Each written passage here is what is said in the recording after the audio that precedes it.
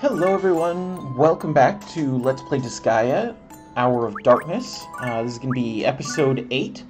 Now I know I mentioned at the end of the last episode that I was considering doing an episode 7B to take care of some little side questy stuff, but I actually decided against that, so nothing missed there.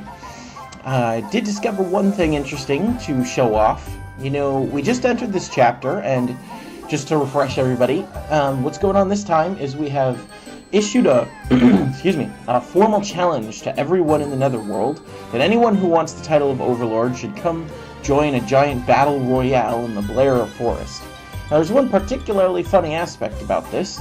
We don't spend a whole lot of time wandering around the castle, but if you look around, it seems like there's some people missing, doesn't it? Fairly hilariously, it seems like all of our own servants have run off to join the battle against us. I guess it's good to be ambitious, right? If somebody issued a challenge out to the wild and said, hey, come out to Madison Square Garden and participate in a battle royale for the role of president, would you really go? Take some guts to go on out there, so you gotta at least admire that. But, first thing we will do today, let's see, yes, you are definitely missing vassals, for some variations of missing.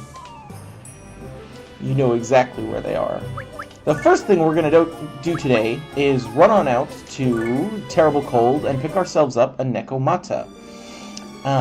This should be pretty trivial because, as I've mentioned before, the method for capturing monsters is essentially that you have to pick one up and you throw it into the base panel, and it will do battle with everyone in the base panel.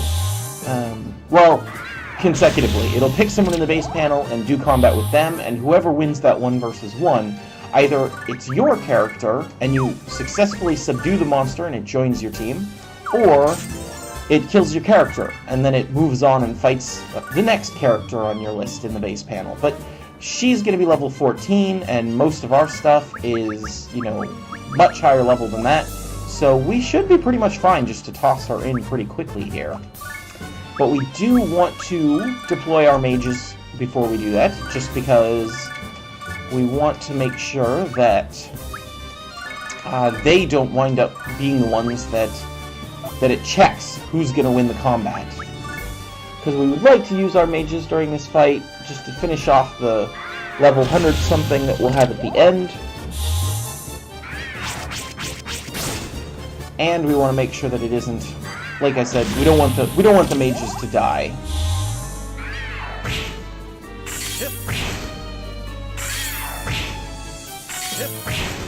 That's great. I hope you guys are having fun countering each other back and forth and doing no damage. I suppose it does level up his fist skill pretty quickly, doing a whole bunch of counters.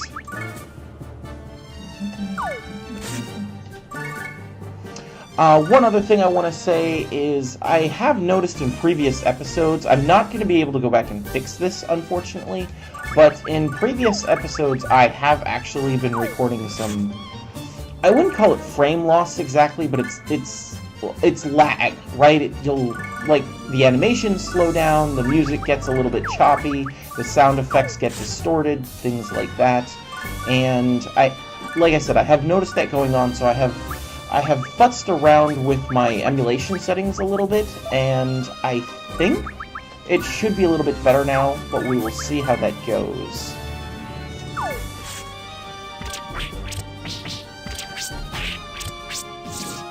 I captured an enemy. Mission accomplished. But she won't show up until the end, I guess. Yeah, you can see here that Laharl and Etna do not have full health. Nor does this warrior. And I know all of these guys were at full health when they went in, so... Let's see... Move out Laharl. So you can tell there was some combat that happened there. Apparently it didn't work the way I thought it did, though, just because I thought it was supposed to pick one person at a time to do combat with until either they lost or you did. But that doesn't seem to be what happened, because 3 characters are losing health, or missing health, I should say.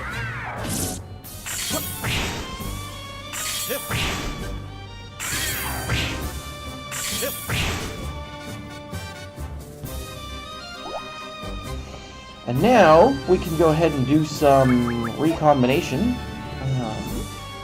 How do we want to do this? We want this to be killable by a mage, so we're definitely going to want to combine all of these into a Nekomata. Something like this ought to do it.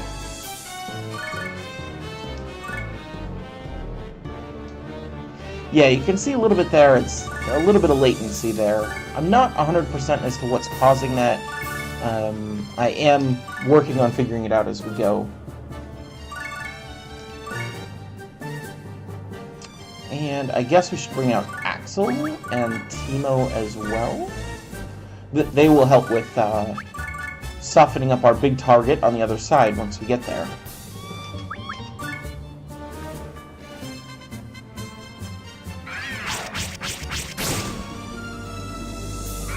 I do feel like that slowdown has at least something to do with... I mean, it shouldn't, from what I know of emulation, but it does seem like it has at least a little bit to do with how much the computer is processing from enemy actions, right? It seems like the less enemies there are on the screen at a time, or that are taking their turn during the enemy phase, the less of an issue this is. I don't know why it would work that way, but, I mean, if this was like the native PS2 hardware... Oh, that's not what I meant to do. That'll do. Yeah, and there's a little bit of a slowdown again. Again, I will diagnose this as this goes on. Probably at some point I'll do a quick... Probably after this episode, I'll do some more tests to see if I can get a little bit better emulation speed.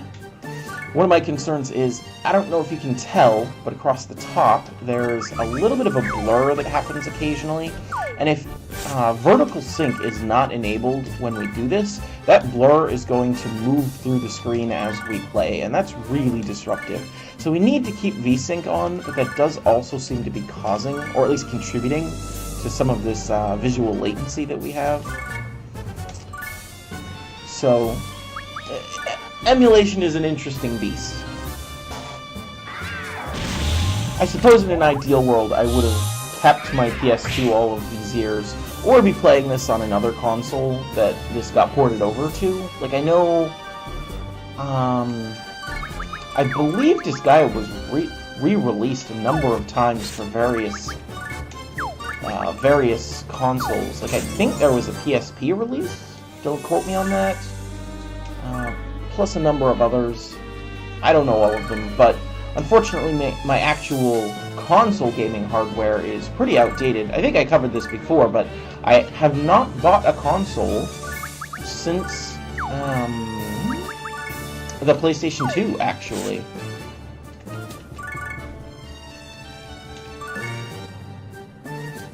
Pretty much everything I've done for the last 15 years has been all PC gaming. So yeah, I'm not real current on the console market. That may be something I'll change one day, depending on how my streaming career goes. But for now, we're just gonna stick with this.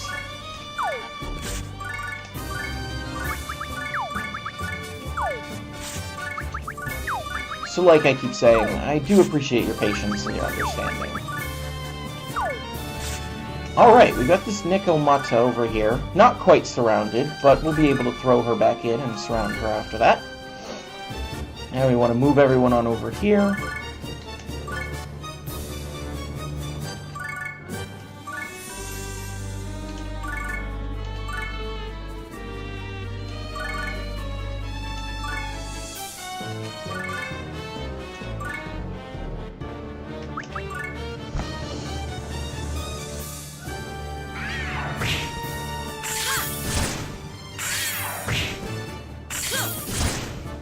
That's probably a pretty reasonable question as to why I've been interested so much, maybe so invested in getting a Nekomata.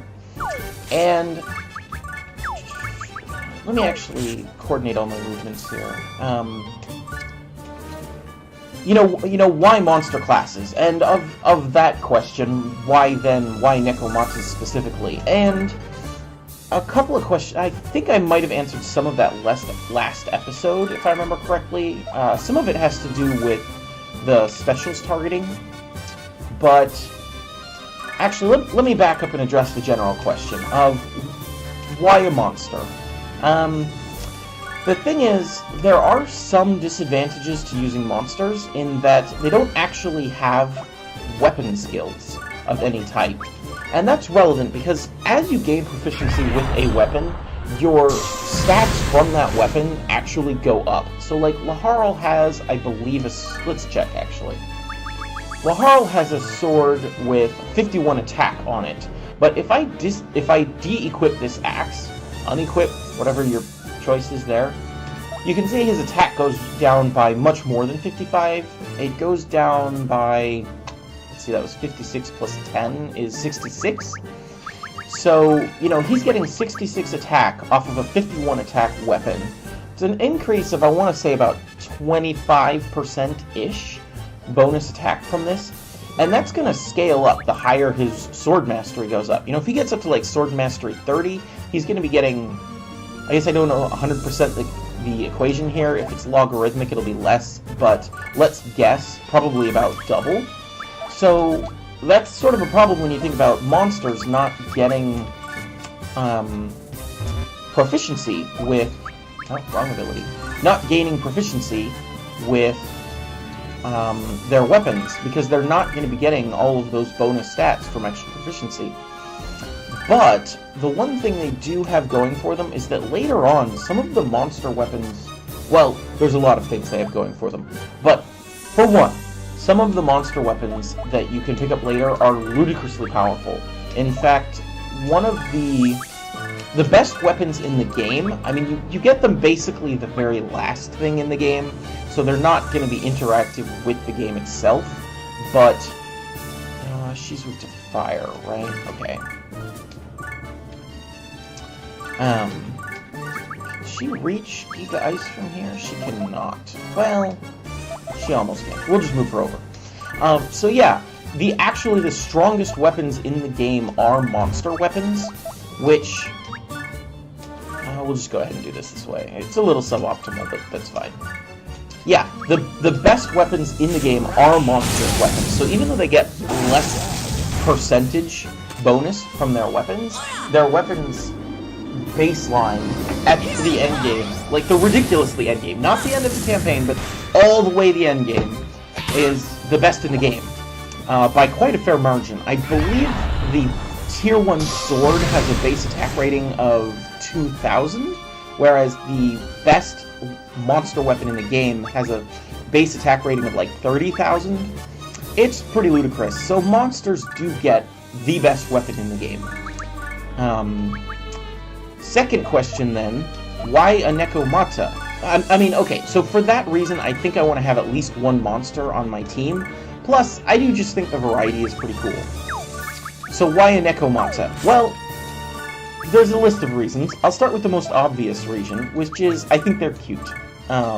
Sure, okay, there's the sexy succubus ladies, but I don't know, something about the character model for the Nekomata is just sort of cute and badass at the same time. You know, it's a kung fu cat girl. Like, what's not to like?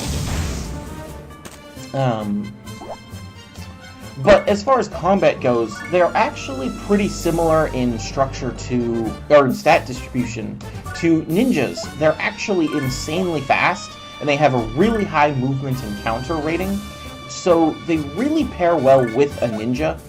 And I do like a configuration of having two fast characters on my team. That's sort of a personal, I guess just a personal bias, but it does mean that you can do some pretty shenanigan-y type stuff later on. Like, if I just, like, especially when it comes to the item world, In the item world, as we've discovered from previous episodes, you don't actually need to beat a level in order for the thing to go up a level.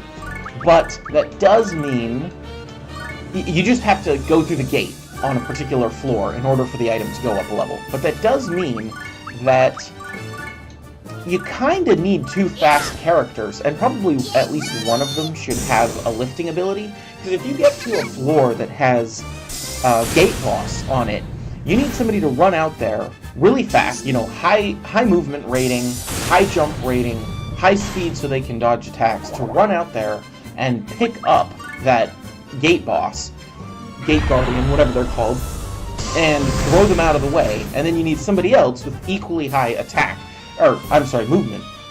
Essentially, a second speed/mobility character who can keep up with the ninja, that can do some mobility stuff. And it's actually kind of interesting that Ooh, I don't have enough mana for this, so we'll do this. And, sorry, just let me set up this attack combo really quick. We'll hit Vanessa, and then we'll do some spells, which should not be lethal. I could have been, like, magic boosting during this time, but I don't feel it's necessary. Just take an extra minute to finish this. The Nekomata actually has, I believe, the highest speed growth in the entire game, even relative to ninjas. And if you combine that with, as we've seen, their really ridiculous base health and attack and defense ratings, it just seems really good to me. And there aren't really any other monster classes like that. There's caster monsters in the form of the succubus. There's also, like, some ghosts that we saw early on. There's pseudo-fighters in both the jack-o'-lanterns and the goblins. But as far as, like, actually legitimately very strong monster classes, there's only really, like, goblins and... I'm sorry, not goblins, dragons, which we don't really have any way of recruiting. Like, we tried that in Chapter 3, Episode 4? Question mark? No. I want to say Episode 3, Chapter 2, where we meet Flan. And I think I accidentally just killed her. Not quite. 5 HP. Lovely. Yeah, when we met Flan, we killed a dragon for the first time, but we haven't run into any other dragons. And I don't think that dragon can be captured, and we don't have any other way to kill a dragon to decrease their mana cost for recruiting. So we won't have access to dragons till, like, crazy late in the game. And even then, I do feel like, you know, they're tanks. Like, I mean, I could show you real quick by looking at the Dark Assembly. If we go off of the base stat rate here, like, you look at a dragon, 25 health, 16 attack, 10 defense. Like, you compare that to Nekomata's. It's better, sure. More mana, too. That's awesome. The attack is the same. The defense is 1 point higher. The health is 4 points higher. Like, dragons are stronger, yes. Manticores are also pretty nutty in how much health they have. But, you know, we're just not going to get a dragon. Plus, even then, if you consider the fact that there are later on some monster classes that are just clearly better than others, I mean, that's one thing about this game, is there are clearly, quote-unquote, best classes when you get to the end game. Like, there's the super characters at the end, which are the Magians, and I'm just not going to be playing with them because I feel that that's really boring.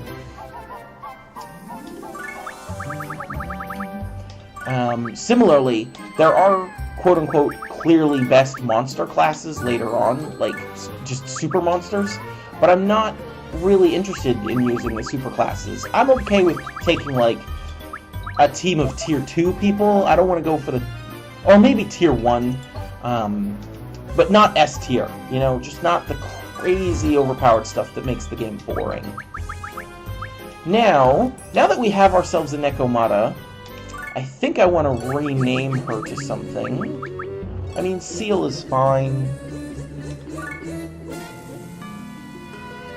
Actually, come to think of it, I will go ahead and leave our Nekomata, who's kind of our pet character, right? She's our one monster, she's a kitty cat, she's cute and adorable, but she'll run around and kick ass for us. So what do we want to name our pet cat? I will actually throw that out to the comments, and then we'll leave this up for debate, right? For now, we'll leave her as Seal. Yeah, we'll just leave her as Seal for now, and let people come up with suggestions in the comments, and throw those back to me, and if I see any I really exceptionally like, or any that people are exceptionally behind, in support of, I should say, we'll go ahead and go with that. I was kind of thinking, actually, I'll go ahead and show you. I had been considering doing something really cheesy, because, you know, this is, we're definitely going for a Japanese-themed character list here, so I was thinking of something like, if you're familiar, it's very common to, for cat-themed characters to put yan on the end of their names.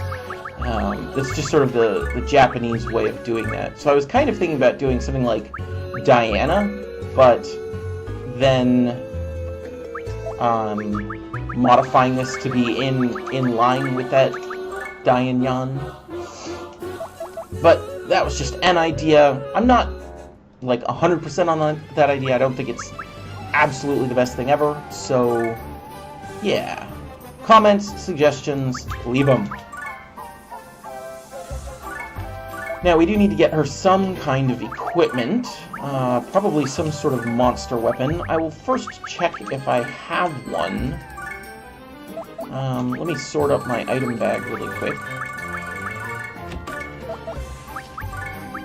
I might have picked one up somewhere from, I did not. Alright, so we need to buy her a weapon to start with. So, fist weapon, 40 attack, about mid-5,000s. Sword weapon, or I'm sorry, cost, mid-5,000s. Same for sword weapons, about 50 attack on mid-5,000s. And monster weapon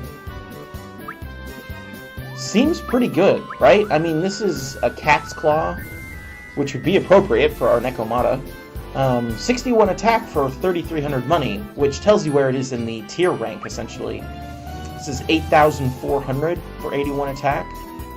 I'm going to take a couple of quick samples to see if we can find something better than that. I mean, because we have, 113,000. The money cost here is essentially irrelevant to me.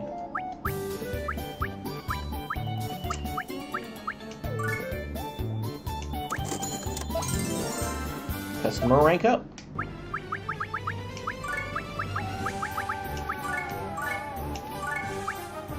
And we should get her some armor, but I actually want to start by giving her some speed boots to boost her speed. And we'll give her a big health item to boost her health somewhat. And then last but not least, something to add some defense. We'll heal everybody up, and then head off to the campaign.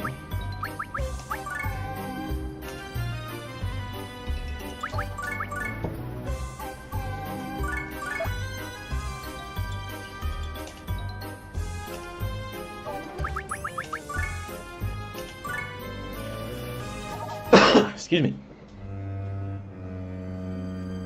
Oi. Hi. Yeah, I don't know the Japanese for that one.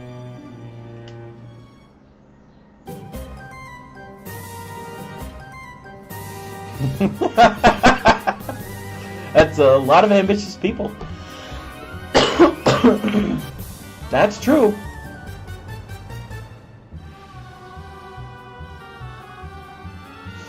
That's pretty true.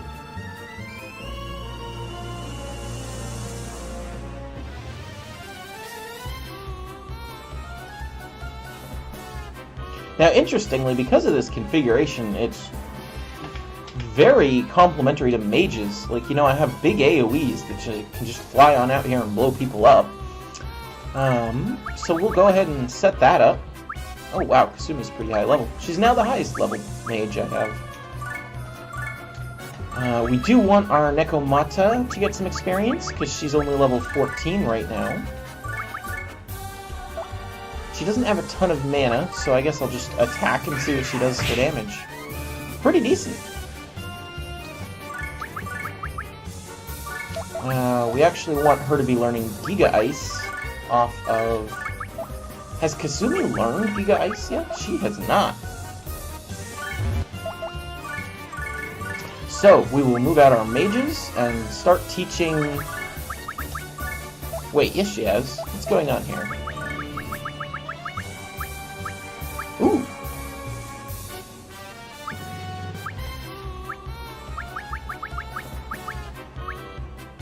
I appreciate that it shows the power percentage on these abilities. Man, I have all sorts of spells I need to be leveling up. Apparently Kasumi has learned Giga Heal. She only just got Mega Heal. Magic Boost, Magic Wall, Braveheart. Oh, Braveheart she's picking up from Ellie. So many spells to be practicing. I might have to take a side trip during between episodes just to get my spells leveled up. Let's go ahead and get Giga Ice. No, Kasumi has Giga Ice learned already. We want Flan to be doing this. We'll also be seeing what this Holy Arrows ability is like, but not just yet. Unfortunately, she can only hit one person with this because of the targeting. I think that means we want Kasumi to stand here, and Flan to stand here. That will give her slightly better targeting.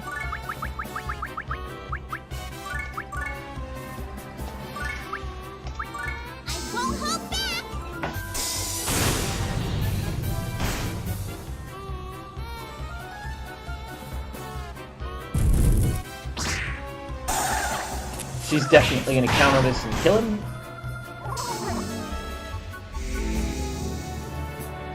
Heals are a little bit irritating.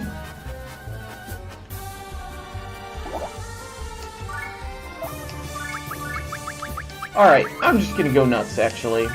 Throw magic out everywhere.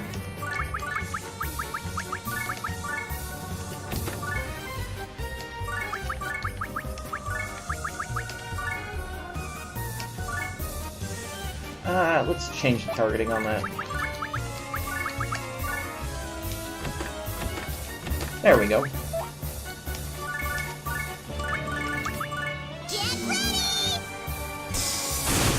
Oh, I just stepped my Nekomata into that. No, okay, never mind. For some reason, I thought I stepped my Nekomata into that spell.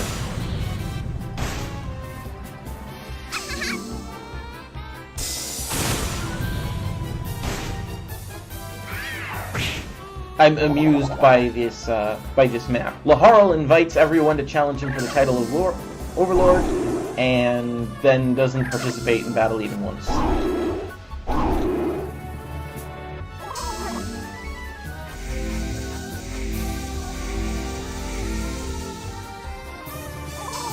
I'm a little bit confused by that heal.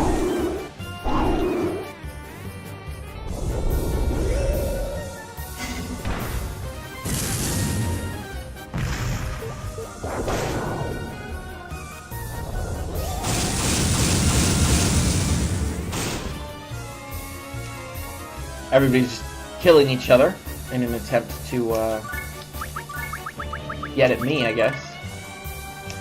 Gotta do that, and we'll practice a Giga Heal. And we don't have the right targeting for really amazing ice, so we'll just do it this way.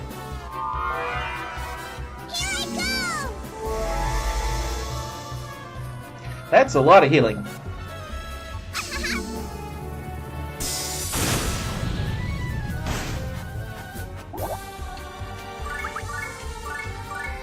Let's see what this does for damage.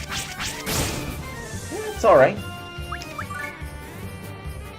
I'm actually not going to bother to level up that rapid kick ability, just because, for one thing, counting counter change, after accounting for counters, our Nekomata actually does a lot more damage just with ordinary attacks. And can she reach that far? No, she cannot. 1-1-1. Do something like this, I guess. But we have to move Kasumi over so she can learn it.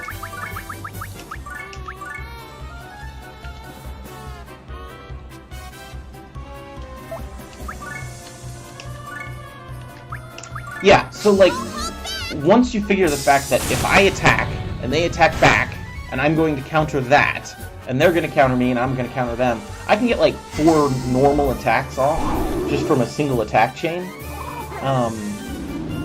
And so yeah, using a single target ability like that doesn't feel like it's going to be the highest damage. Not only that, the second tier of Nekomata abilities is something called Rapid Punch. I think you saw one of them use it. How much mana do I have left? Plenty. I think you saw one of them use it at one point when we were working on picking up a Nekomata.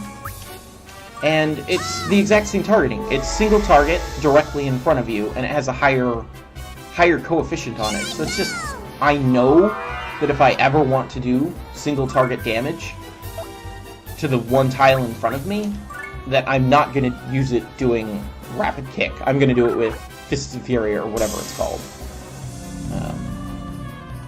So yeah, we'll just wait until she gets that ability, and we'll practice that one.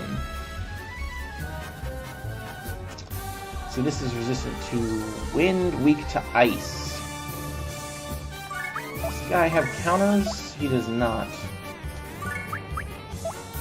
You know what actually would be really good here is if this girl, who's currently not doing anything, went ahead and buffed my Nekomata's attack. We could practice our Braveheart ability just a little bit, and this would make it so that she can start one-shotting people, which will be helpful. Mostly because monsters that I'm fighting right now don't seem to be counter-attacking.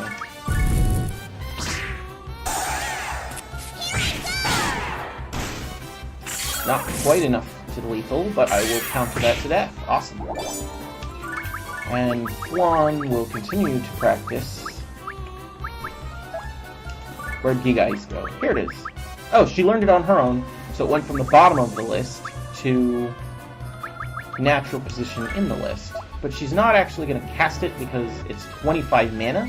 She's only got 40 left. So that will be that for now.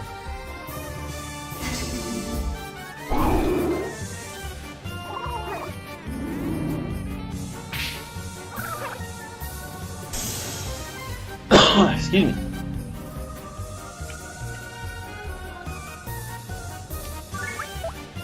Same deal, I think I want to Braveheart her again.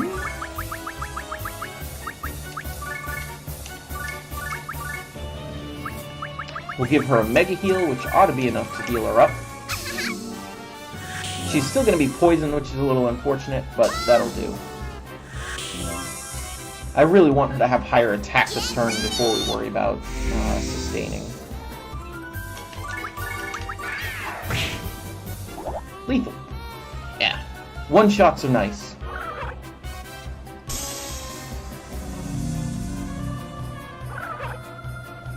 But these guys hell peppering me are super annoying. I think I should probably ice them.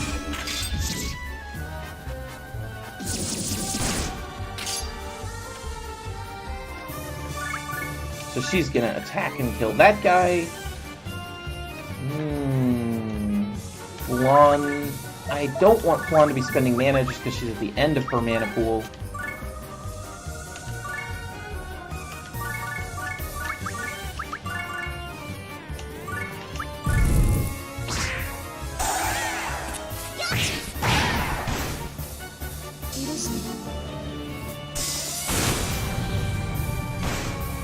Now those guys won't constantly be hell peppering me, which will be nice.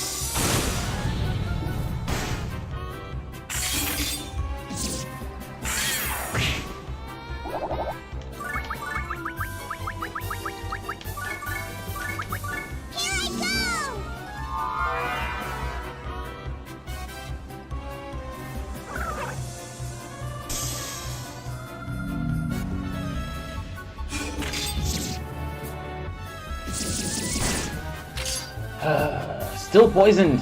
So frustrating. Oh, no, not still poisoned. Why is she taking damage? Maybe she was poisoned, but she got over it?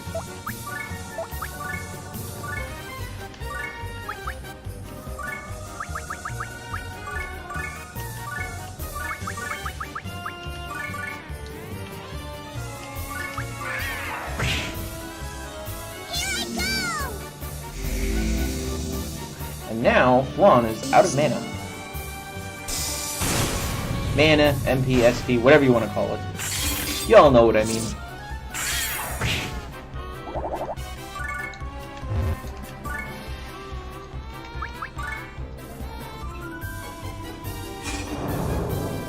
Don't poison me again!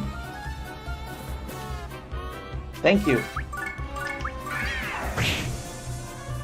I wonder if her Braveheart is wearing off. Looks like it.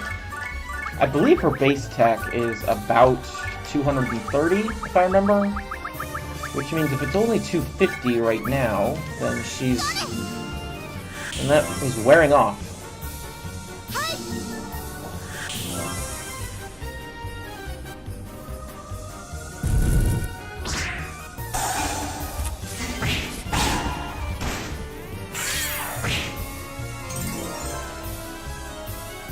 Level up. Did she get a new ability? She did. So I will show you what I mean. Maybe. This guy has a counter rating of 1. See, this is just going to do way more damage.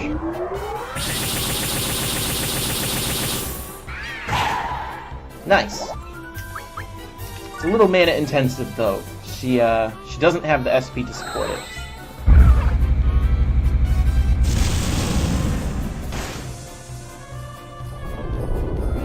This is the one really irritating thing about having enemies use abilities on you. Is like, I want them to normal attack so that my counters will go off. You don't counter against special attacks.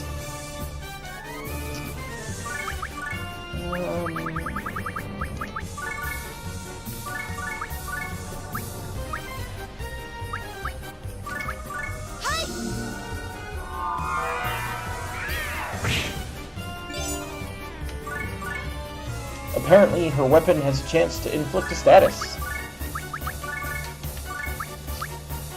What weapon is that? No way for me to check right now. It has to be her turn so I can look at it. Or she has to be able to equip items not taken in action in order for me to look at what her gear is.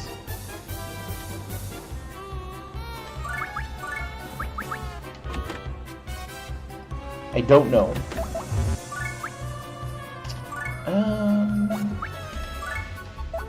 Wow, Fists of Fury costs 28 mana, and she's only got 41. That is an expensive ability.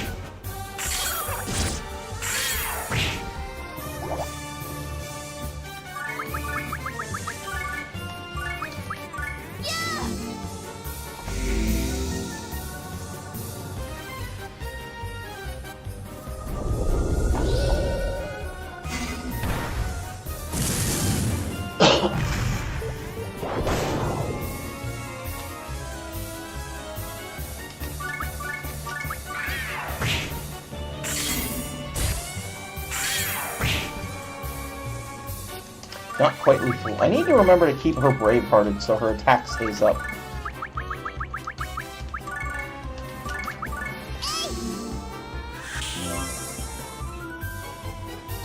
And if you're curious why I'm doing this and not just like blowing through the level, it's because, you know, we recruited her at level 14 and the rest of my team is between levels 21 and 28. So I just pretty much want to feed her whatever experience I can, just to get her caught up. I mean, I guess maybe the smarter way to do that is to power level her. Like, just go to the Jotunheim level and... No, I'm sorry, we're in... Yeah, go to that Jotunheim level.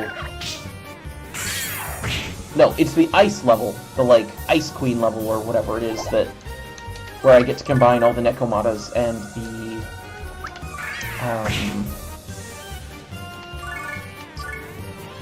the Succubi into one big monster. right? Because like if I had her do that, she'd just go up to like level 25 in one go. So maybe this is not the smartest way to do this. I guess we'll just go ahead and finish up the level though. I mean, now that we've done it this way, it's a little bit late.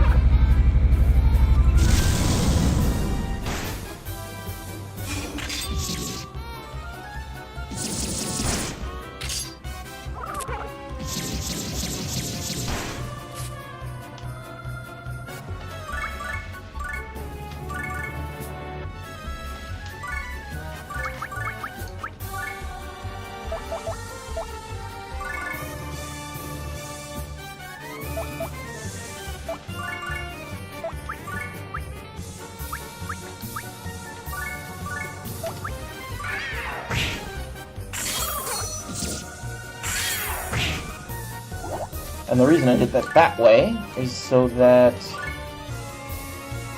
this guy can step here and practice his Tiger Charge ability as soon as Kasumi gets out of the way.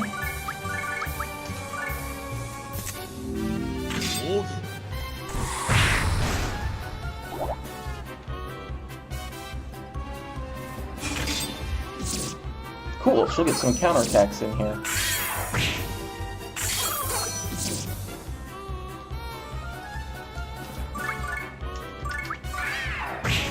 Bonk. Bonk.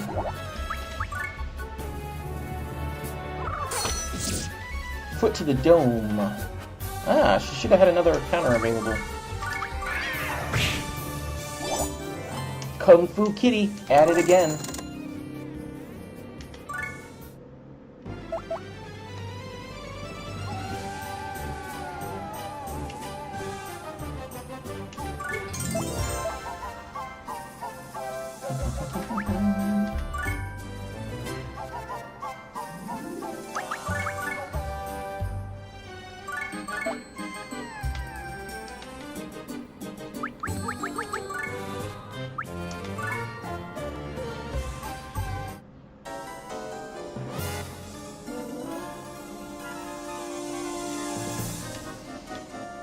Some mysterious knight who wants to kick our bus.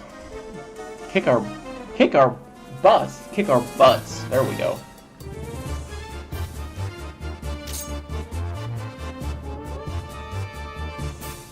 Were they all level 1?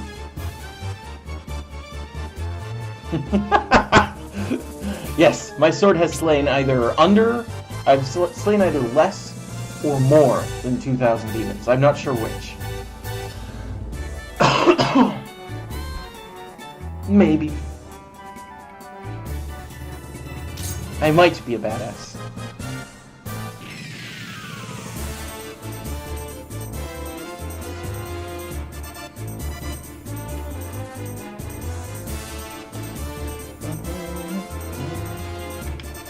So what's her deal? Level 24, Demon Slayer. 1,349 health. And her armor is pretty decent. I mean, her equipment is all pretty decent. If we had a thief who was capable of stealing, we might go that route, but I don't feel like we're at a point in the game where that's really that important.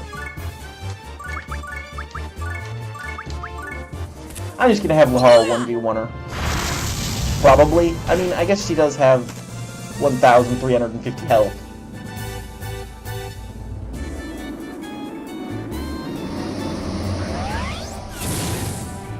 Okay, I may have underestimated this lady.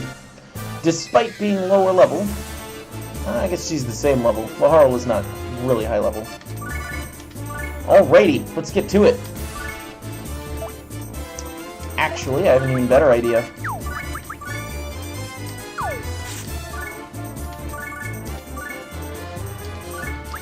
Time for a gang beating.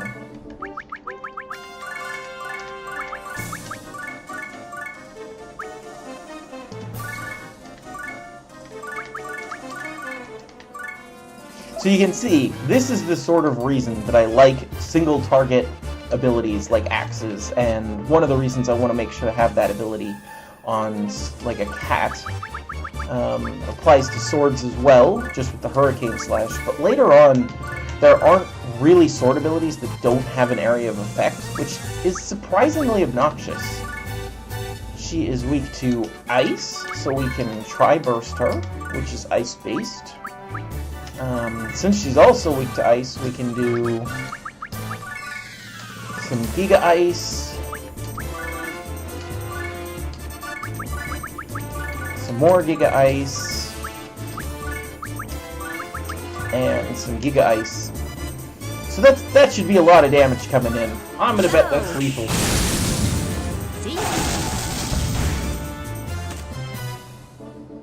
I'll finish this. Be gone.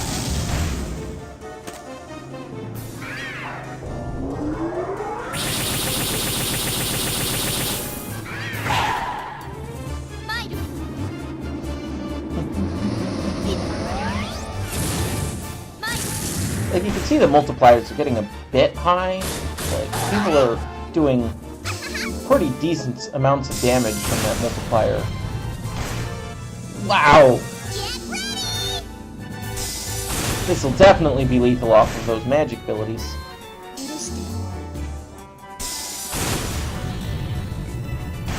Nice.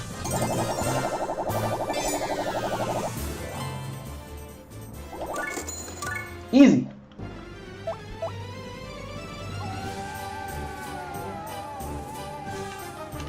I don't know quite why, but that sort of setup is something I find just very viscerally satisfying, right? Just like having all 10 of your people, I mean minus Laharl because he had to do a lift and throw, but having all of your people just set up a giant chain to just try and beat the crap out of exactly one person is very satisfying to watch.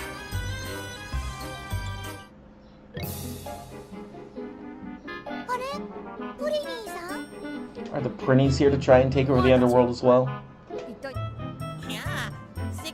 Yeah. Pretty revolution!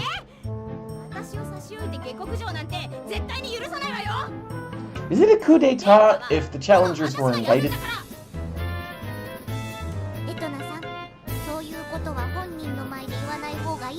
Ah, he knows. We established this.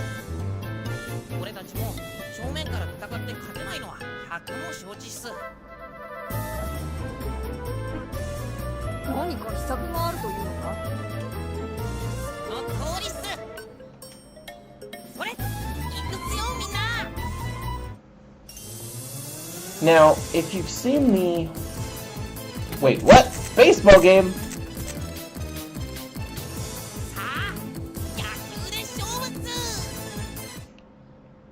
A baseball game to decide the future, or to decide the king of the underworld. That's cute.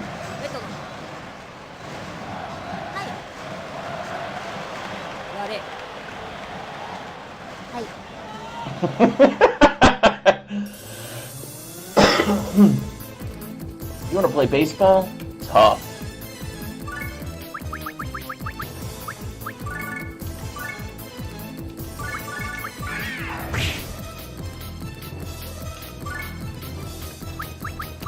Who is my lowest level besides the Nekomata? Ronin is. I have anyone else in that range? Yeah. These three are all kind of down in that range. So we'll just do this.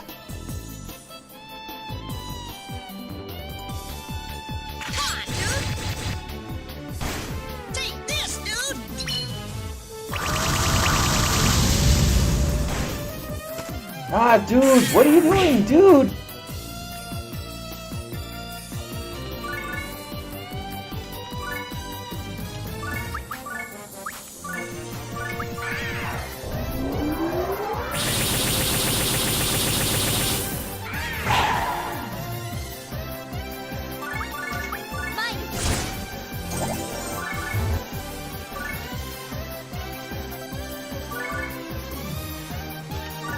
My ninja's gonna go out here, and he's just pretty much just gonna dodge everything.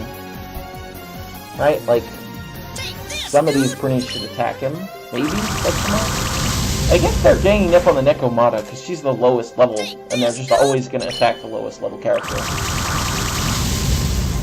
Or I should say the weakest character. So, you know, a level 50 mage would still probably be the main target.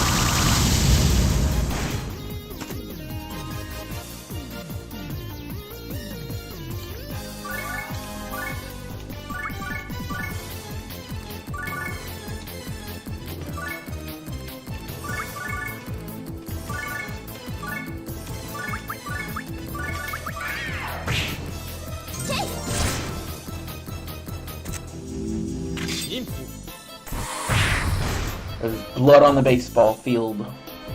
I feel like there should be a ref somewhere. Umpire? Trying to break up the fight?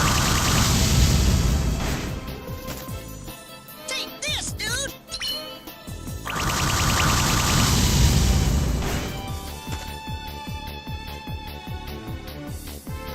But yeah, look at the movement on this Nekomata. And she doesn't even have boots equipped, which increases your movement. Like, our ninja has boots equipped to increase his movement. Her movement is just naturally 7, which I believe is the highest in the game, naturally. And that is something I am quite a fan of.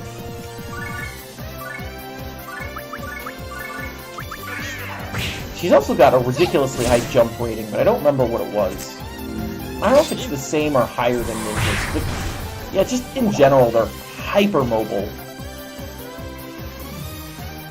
I guess the Prinnies just gave up. They're not even trying anymore.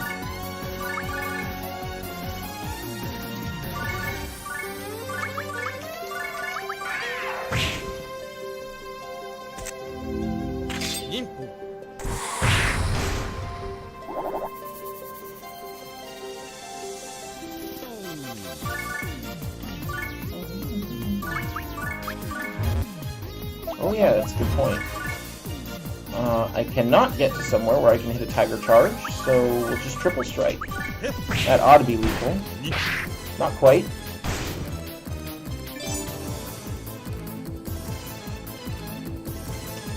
Yeah, I'm confused as to why these Prinnies aren't even attacking. Oh well. Wait, there's another one? Aha! Actually...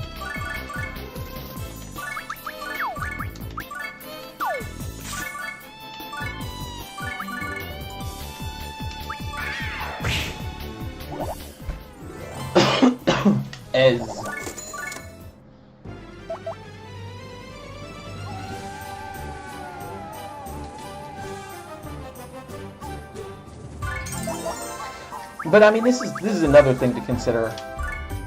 I don't feel like she has anything particularly special going on for her in terms of equipment, right? Like, she doesn't have a belt to increase her attack. She doesn't have a seal. Actually, I should give her a seal. I believe I have an extra one. Get a seal for seal. Oh, she does have boots. Okay, her movement should be 6. I take that back. Don't I have a bonus seal in here somewhere? Like an Imperial seal? I gave it to Flan. Ah, that's fine. But yeah, I mean, she doesn't have anything particularly special to boost her attack rating, but she's still out there doing essentially as much as other characters that are 5 to 10 levels higher than she is.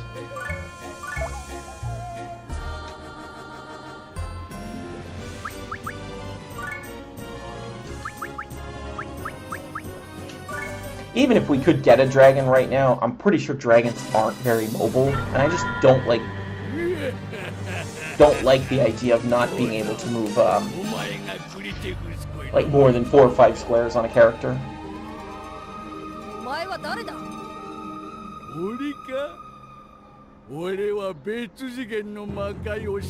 It's a giant foot!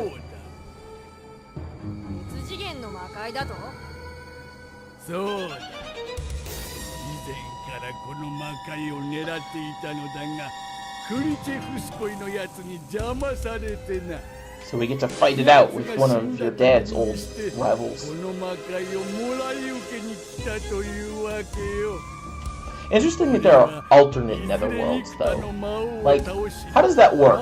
If you die and you're supposed to be reincarnated as a Kree to do your, essentially, purgatory time, is it just, like, draw a lot to figure out which netherworld you go to?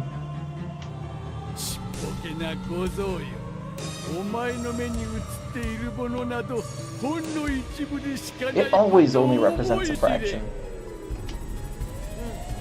確かに一部しか見えてないな。ああ、あんたでかすぎ。よかろう。お前たちのサイズ。Very considerate of you. Thank you. Can you come down here so I can speak to you? もっと恐ろしい死がお前たちに降りかかることになるぞ。我が力をその目に焼き付けるがいい。行くぞ。分身の術。This is Kage Bunshin no Jutsu. That's a lot of demons. Yep. Bunshin no Jutsu, not Kage Bunshin, which would be Shadow Doppelganger.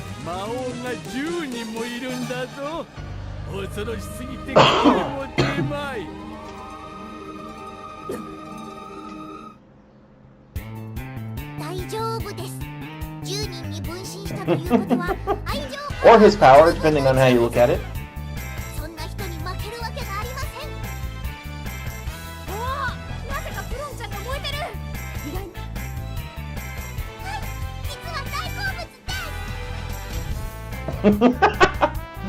Let's do it!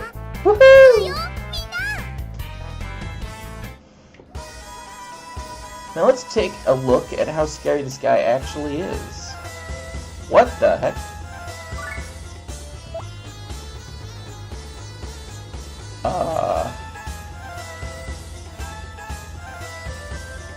I'm super confused right now.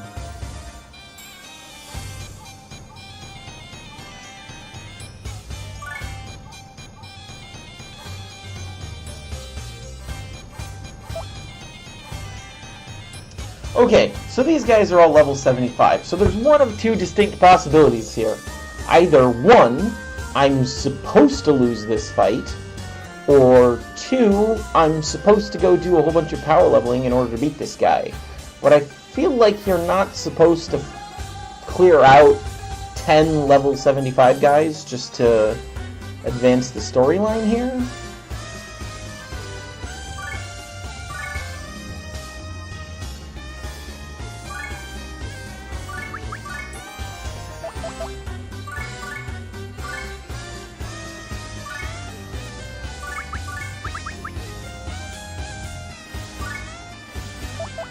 By Overlord's Wrath, I can actually hit multiple ones. I'm kind of wondering if it's something like, are they all just supposed to AoE each other or something? I mean, all of these abilities look like they do area of effect, so maybe he just kills himself with area of effects.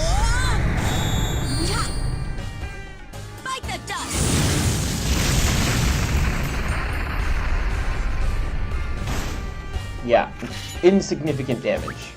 I'm just gonna end my turn and see what happens.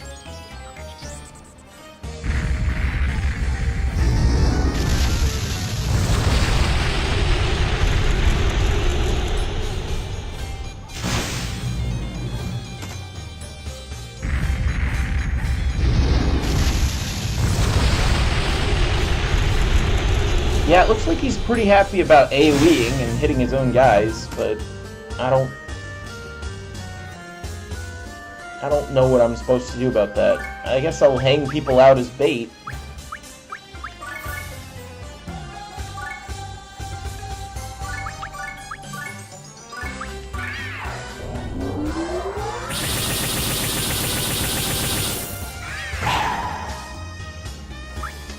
A non-relevant amount of damage.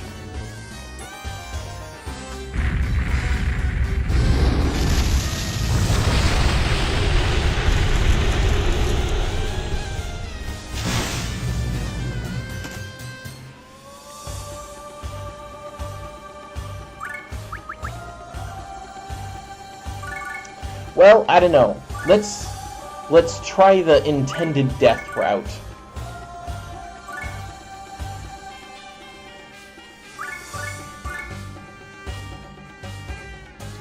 We'll just move everybody out and let them die and see what happens.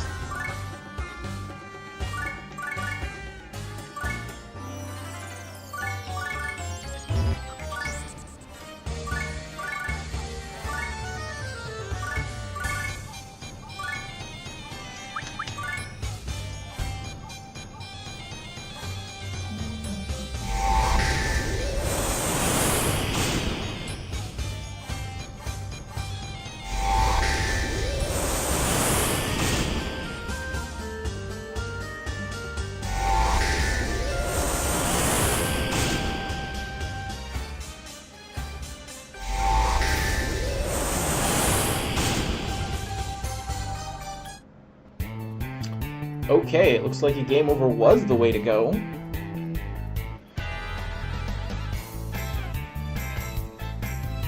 Intentional loss. That does happen from time to time in games.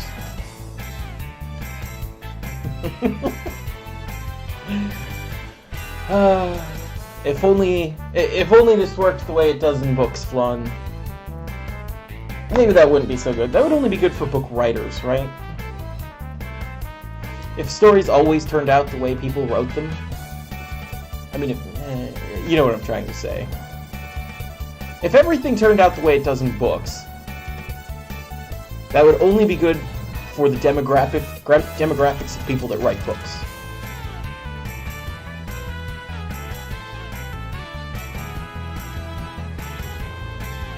I'll be stronger one day. I'll show you. It's like the beginning of an anime revenge tale.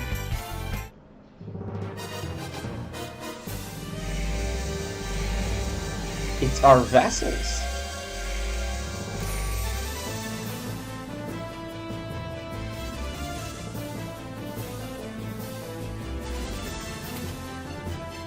Looks like they're here to help us. Yay! I wonder if we replay this with allies, or if we just move on to the next one.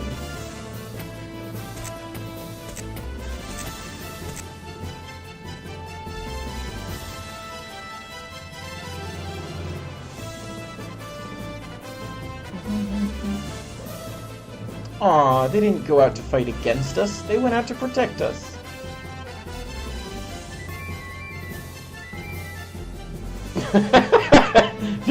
No, of course not. We were definitely here to help you.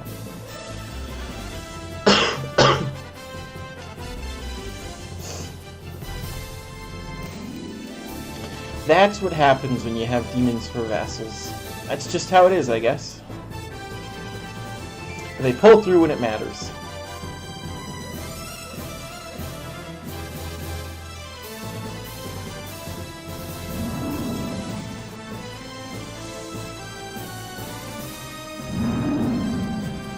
Round 2 with allies.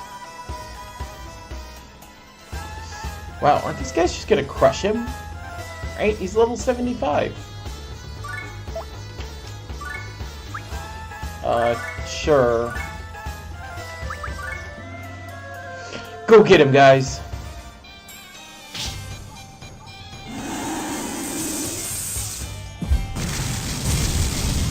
This is a fun and interactive map where my decision-making really has a significant impact on the outcome of this fight.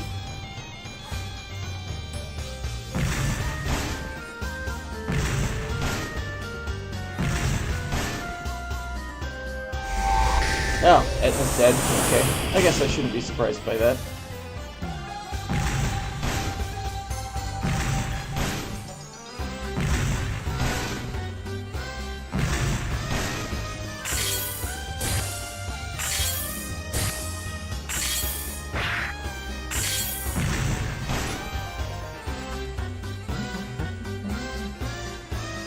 I guess we'll bring out Seal and move her as far as she can to safety. She probably still won't make it. We do have to deploy at least one person or we can't end our turn.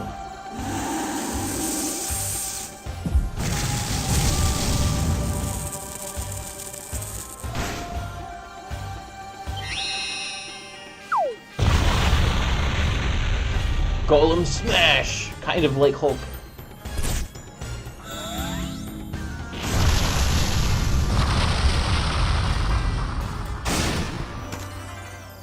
Golem smash!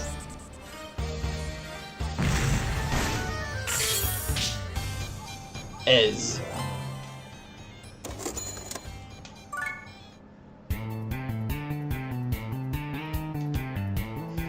Thanks, guys. You're the best.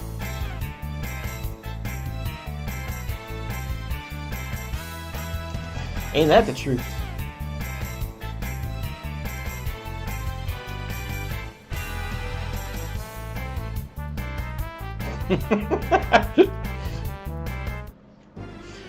Quite true. It's because Laharl is not an inspirational leader, right? If you want people to do their best work when they're working for you, you gotta inspire people. You gotta give them room to work.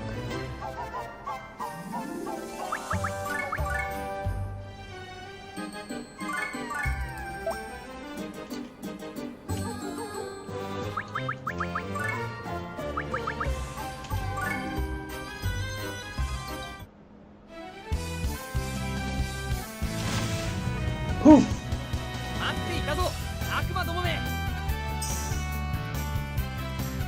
Apparently we're fighting the Rainbow Power Rangers now? 3 lights of justice. I guess it's only 3. Red, blue, and yellow, that makes sense. Primary colors.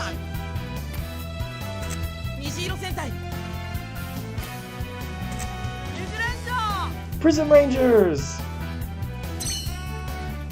Pose!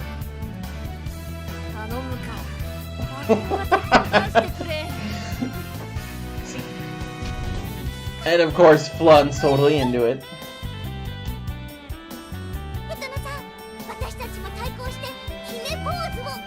Yes! We must do our poses for true strength!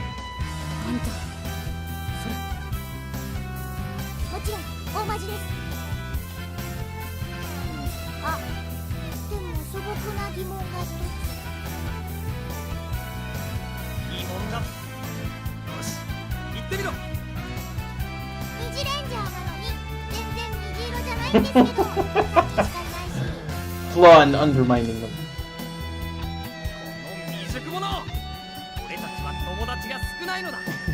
I wonder why that could be. That's not true. You know,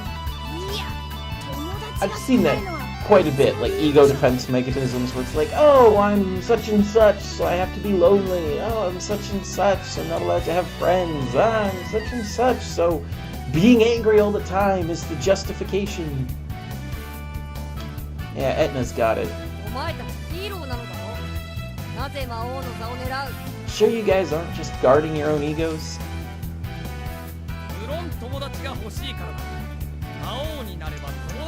That's not how power works, I'm afraid. We'll save them from ourselves by crushing their hopes and dreams.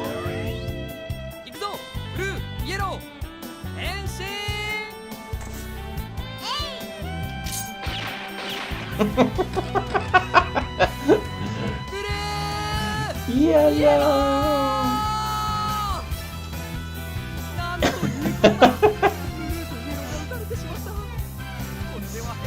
See, Etna's know what's up. Don't let people go through their transformation animations. Kill them beforehand. Just gotta play smart, bro. Yeah.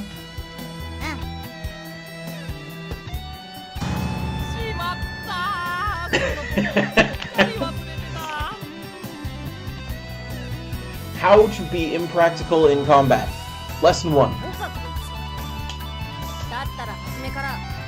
Yep.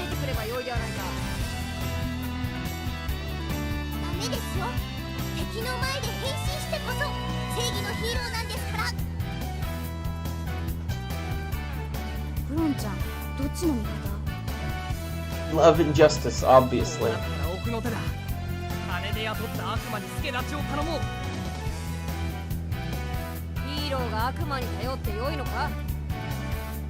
当然だ。正義はどんな手を使っても負けてはならないのだ。Make pretty decent overlords. ブルー、イエロー、お前たちの死が俺のハートに熱いものを呼び起こしてくれた。いや、急所は外しといたからまだ生きてるけど。悪魔どもめ、覚悟はいいか。 We're always ready, mate. Come on. パワーを受けてみろ。 Pose. Oh, this is the level from the intro animation. Warp tiles, that's interesting.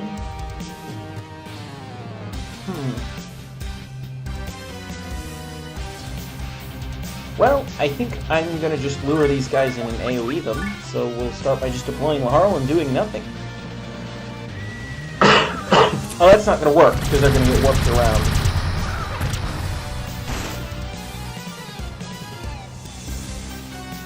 Alrighty. Slight hiccup there. Can't get over there.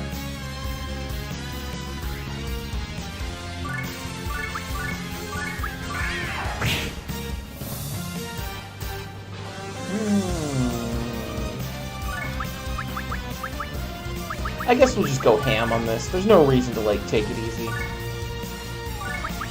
Is this guy strong at all? No.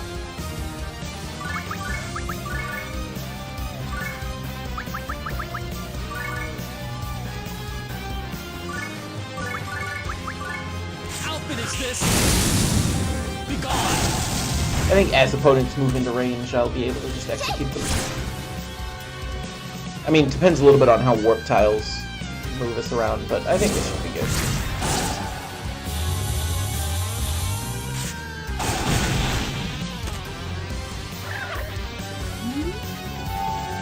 Your poses are powerless against me.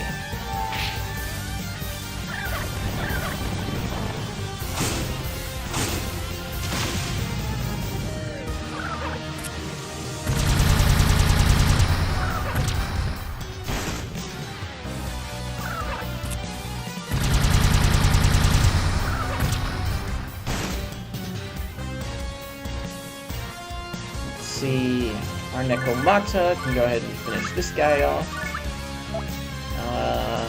We have a sleeping axe guy over here, so he's not going to do anything. Maybe even die. Where are... Ah, here she is. Here's our Ronin. Doesn't like she can get any area of effect hits in, so she'll just do some damage to this guy. Go ahead and bring out Etna to lay some hurt on this one. Musashi similarly will come over here and Tiger Charge this guy.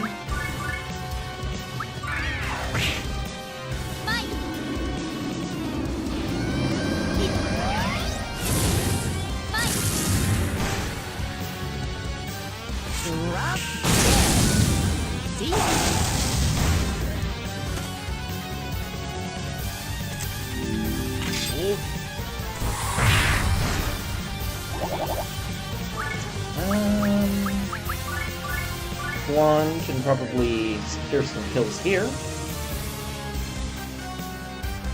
I guess she'll go ahead and use Giga Ice, even though one of them is resistant to it, because I just think she will kill the other one with it. So only partly damage one, but we should kill the other. I was mistaken.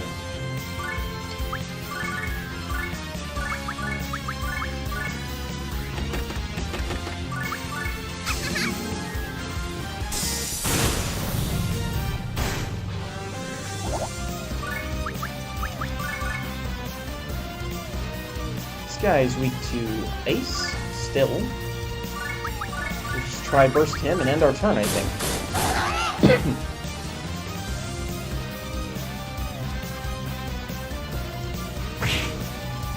Bonk.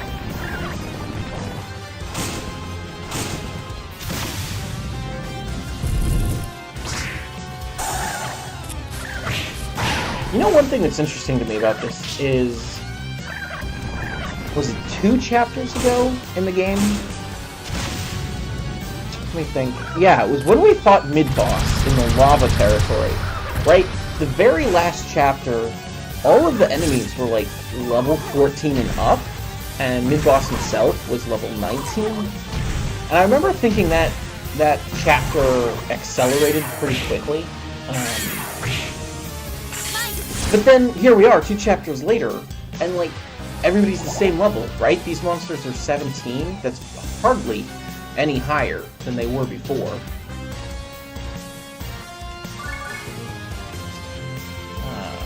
How do I want to do this?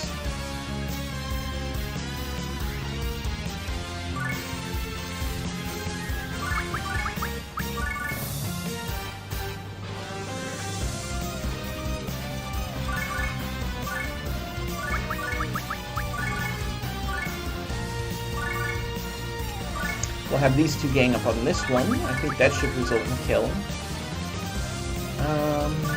Bell can move over here and put some hurt on this guy.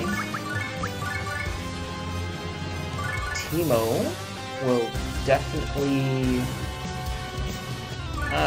he'll do some damage to Prism Red. I don't think he'll be any danger. Etna is trapped, unless I'm mistaken. Yes, she is. Ellie can finish this guy off, probably.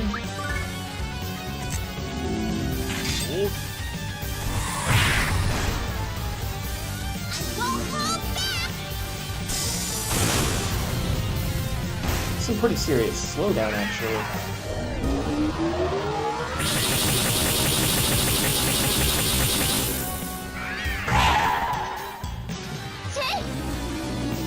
Oh, I know part of what's going on here.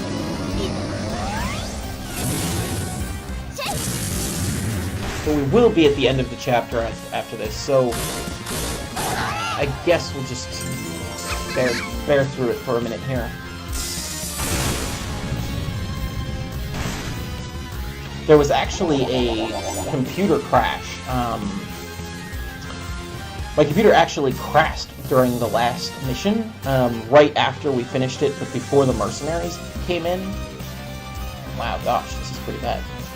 Pardon me. I will go ahead and end the turn, and then see if I can... So, as a result of that crash,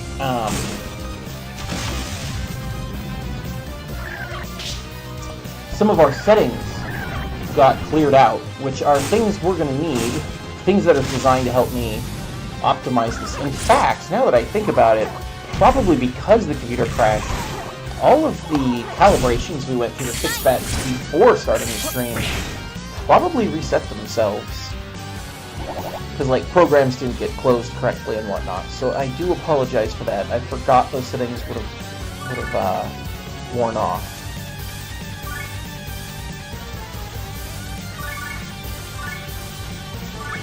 But looks like I was able to re-implement pretty quickly. Wow, that only hits up and down by 6. That is not very much.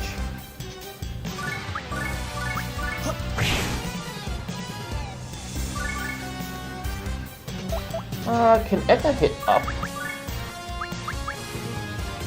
Up by 20? This goes from 17 to 35, so she can bring rate up. Except she can't reach that square.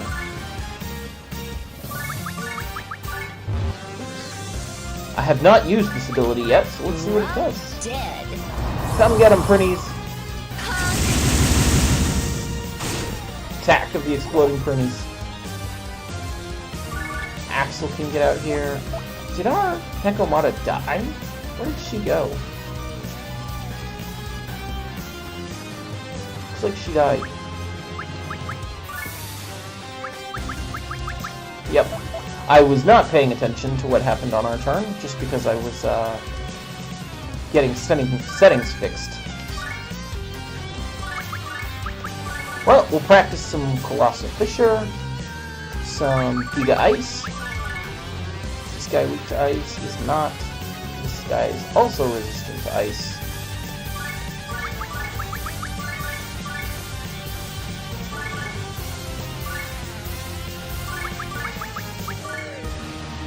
What is he weak to?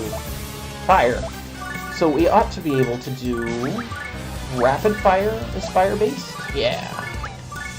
I'll finish this. This might end this mission.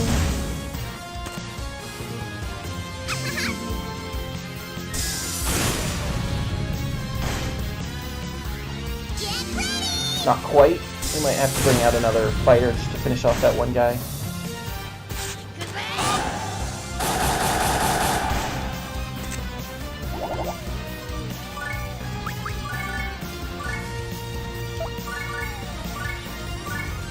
Ah!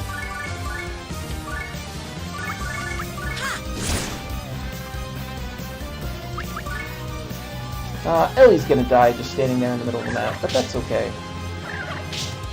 Oh wow, she didn't. It's amazing.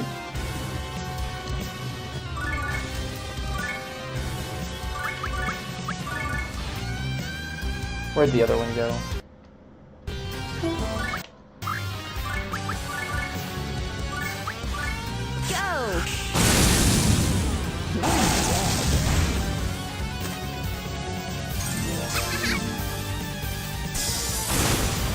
Sorry, my mouse receptor unplugged itself, thus the slight slowdown, and that's what that Badoop was.